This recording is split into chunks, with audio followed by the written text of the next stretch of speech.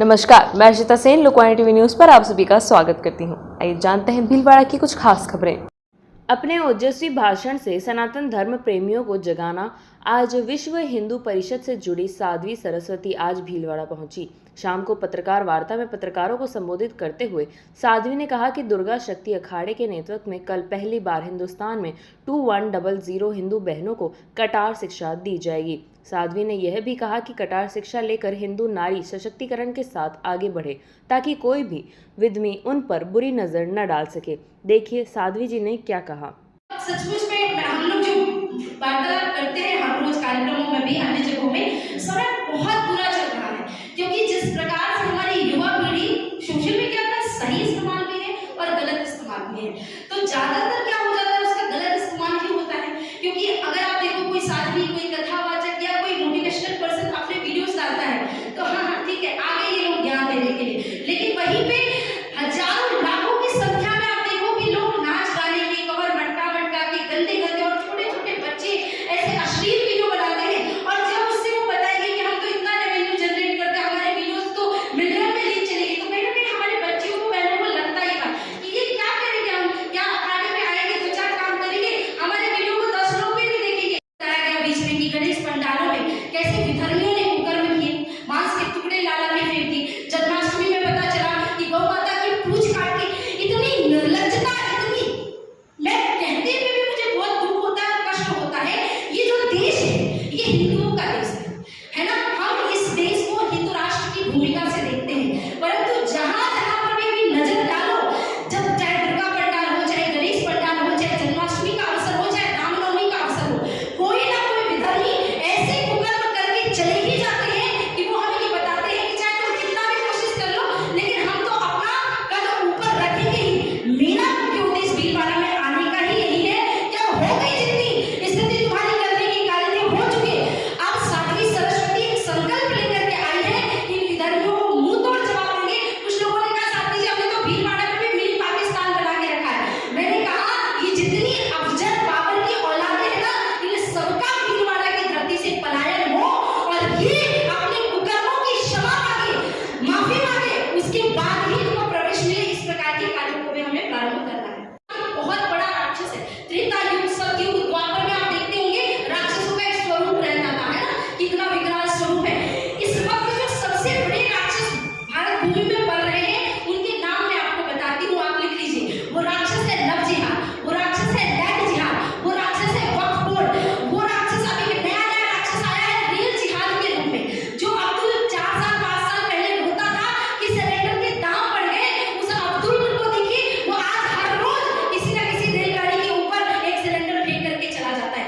इतनी बुरी दुर्दशा है, जिसमें लव जिहाद बहुत बड़ी समस्या के रूप में है। हमारी बहन बेटियों को बरगला के, फुसला करके ऐसे ऐसे स्थानों पे, ट्यूशन क्लासेस में, स्कूल के बाहर में, जहाँ पार्क इत्यादि में बहनों को पहनाया जाता है, फुसलाया जाता है, उनको ये बताया जाता है कि देखो मैं तो ईश्वर, अल्लाह, तीनों नाम सबको मानने वाला व्यक्ति हूँ, ईश्वर को भी मानता हूँ, अल्लाह को भी मानता हूँ। पर मैं उन बहनों को कहना चाहती हूँ, ईश्वर और अल्लाह कभी एक हो ही नहीं सकते, क्योंकि ईश्वर को मानने वाला व्यक्ति संत, महात्मा, साधु, सन्यासी बनता है, पर अल्लाह को मानने वाला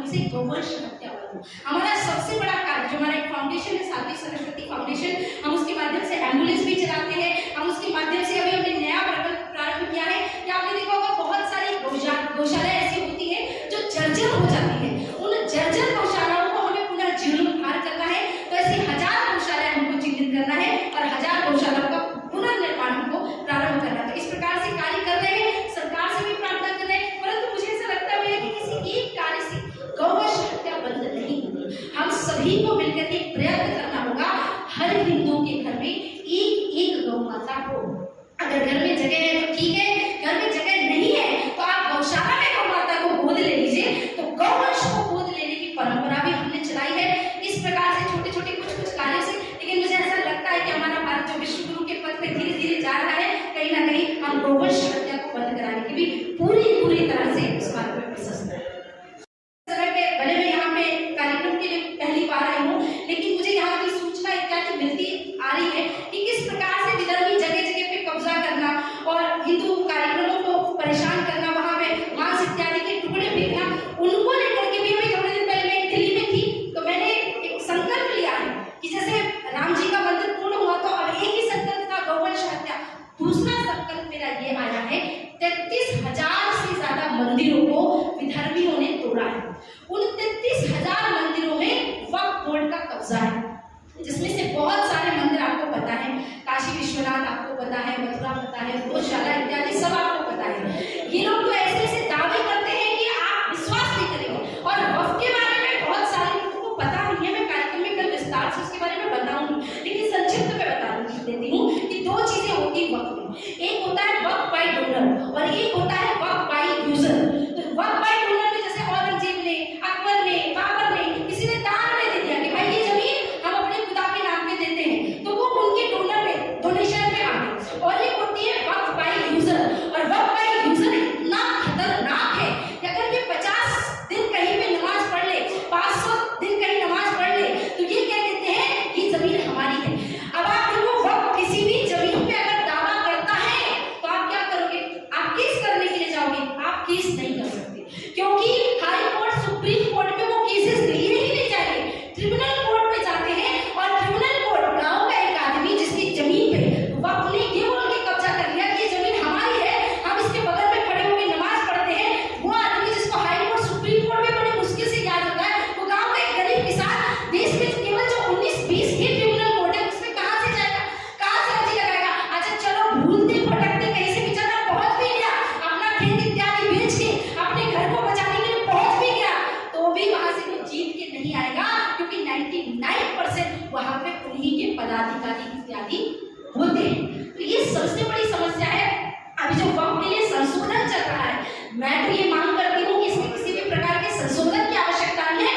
वक्फ जैसी कोई चीज भारत में होनी ही नहीं चाहिए, क्योंकि ये केवल और केवल हिंदुओं के लिए अतिक्रमण करने के लिए, हमारी हानि के लिए, हमारे भारत के टुकड़े टुकड़े करने के लिए, भारत को इस्लामिक राष्ट्र बनाने के लिए एक षड्यंत्र है।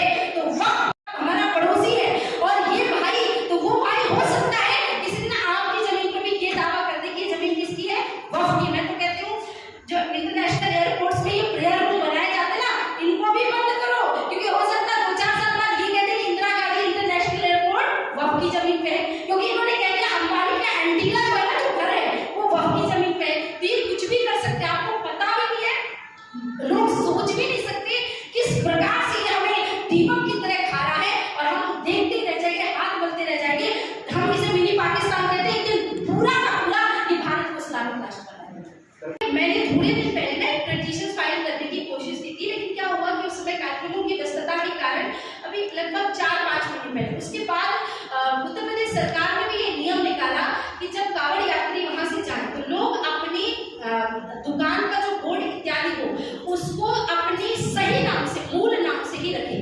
ये सारी चीजें फूड का जो चेन है उसी के अंतर्गत आता है। उसमें सबसे बड़ी समस्या क्या है? कांग्रेस गवर्नमेंट ने भारतीयों के ऊपर इतने अत्याचार किए, उस अत्याचार में सबसे बड़ा अत्याचार हमारे मठ मंदिर भी थे।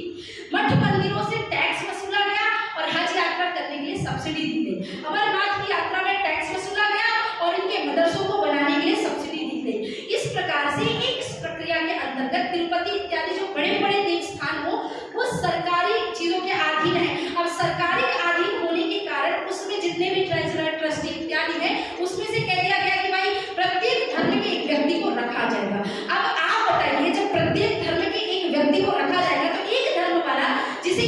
समझा ही जाता है कि तुम्हें केवल और केवल अल्लाह के लिए जिहाद करना है, तो वो तो कैसे भी कार्य करेगा। हो सकता है वो गौमांस की मिलावट अभी बात आपको चले कितने दिनों से थूक के अपना क्या मिला करके उसमें देते रहे हो। तो मैं पहले तो सरकार से ये भी प्रार्थना करती हूँ कि सरकारीकरण जो मंदिरों का है वो पूरी तरह से रद्द किया जाए। आप एक पत्रकार हैं, एक कोई डॉक्टर है, एक कोई लॉयर है, वो एक व्यक्ति जिस चीज की शिक्षा प्राप्त करता है उसी चीज में वो पारंगत होगा।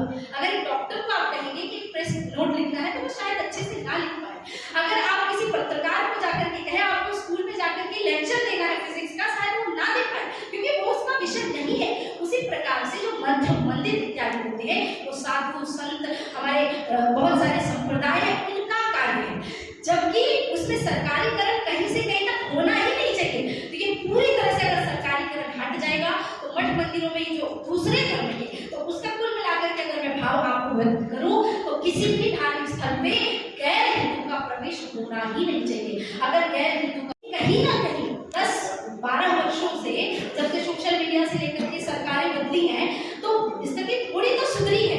ऐसा नहीं है जितनी स्थिति आप धरातल में भी देख रहे हैं इससे भी ज्यादा होता था, क्योंकि मैं बचपन से ही कार्यक्रमों के लिए जाती थी। कर्नाटक बंगाल इत्यादि में स्थिति बहुत बुरी थी, परंतु क्या होता था कि जैसे कोई व्यक्ति मारा गया उसकी सूचना बंगाल में अगर वो मरा तो बिहार और झारखंड तक भी नहीं आती थी क्योंकि इतना मीडिया स्ट्रॉन्ग भी नहीं था।